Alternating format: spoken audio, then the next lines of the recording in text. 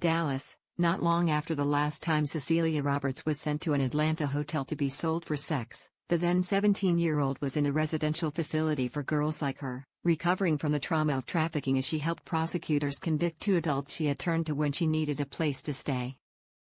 Roberts spent about a year in a 15-bed residential facility for girls at Wellspring Living in Georgia, one of a number of places established in response to what experts call a growing population of child sex trafficking victims.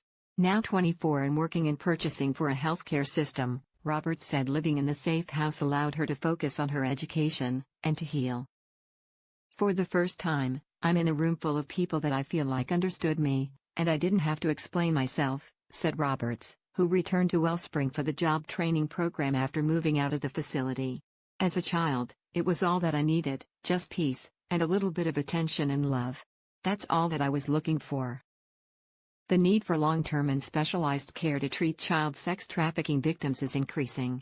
For decades, rescued children wound up being arrested and thrown into the juvenile justice system. But that's changed in recent years, as states have moved to steer victims toward treatment. 24 states and the District of Columbia have eliminated criminal liability for minors, with all but one state making the change since 2010, according to Shared Hope International, which works to prevent the conditions that lead to sex trafficking. Experts say some states are reluctant to follow suit due to a lack of services for the children. We need more safe spaces where survivors can heal and re-enter their communities, said Rebecca Epstein, Executive Director of the Center on Poverty and Inequality at Georgetown Law.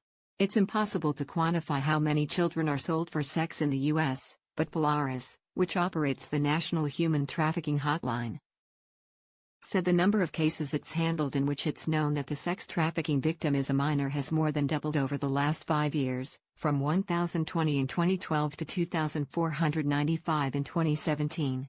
Advocates say specialized residential care with targeted treatment in a home-like setting can be good for victims, but they also say it would be best if the response were tailored to each child. In the ideal world, we'd have a range of services, so that the kid who liked the long-term equine therapy could be treated there. Or the kid who didn't want to be in any kind of shelter but wanted to get some kind of support in a foster setting or their family home could have that, said Carol Smolensky, Executive Director of ICPOT USA, an anti-trafficking policy organization. In an ideal world, there'd be a continuum of types of services, but we're nowhere near that.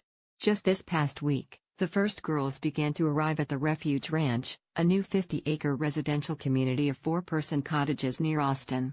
The ranch offers trauma-informed care, medical treatment, a school program, and group and individual therapy for girls ages 11 to 19, according to founder and CEO Brooke Crowder. The girls will have access to horses and pets. They will be able to take yoga and art classes, or work in a garden. Those over 16 can apply for paid internships to learn job skills. The ranch was built entirely from donations, while government entities will refer girls to the program and pay for them to stay there. Crowder says that only one of those contracts so far will completely cover what it costs to care for them. Crowder expects to have at least 9 children living at the ranch by the end of the year, with plans to eventually house 48 girls. Kids who are vulnerable to trafficking include those who are homeless or runaways, or who have been neglected or abused. They can end up being trafficked by boyfriends or adults they view as parent figures. Whatever you need, they'll be that person, said Allison Franklin, who fell under the control of a sex trafficker in her 20s after being sexually abused as a child and a runaway in her teens. Some of them are so adept at this that you might not even have vulnerability or a need and they'll create it. Now 43. She mentors teen victims in Texas and says the specialized approach at the Refuge Ranch, where the average stay is expected to be a year and a half, will make a difference in their lives. Healing from this takes so much time and effort, she said. For them to have a safe place that honors them for that long is just amazing. Sign up for the AP's weekly newsletter showcasing our best reporting from the Midwest and Texas, http://opna.ws/2u1rmfb.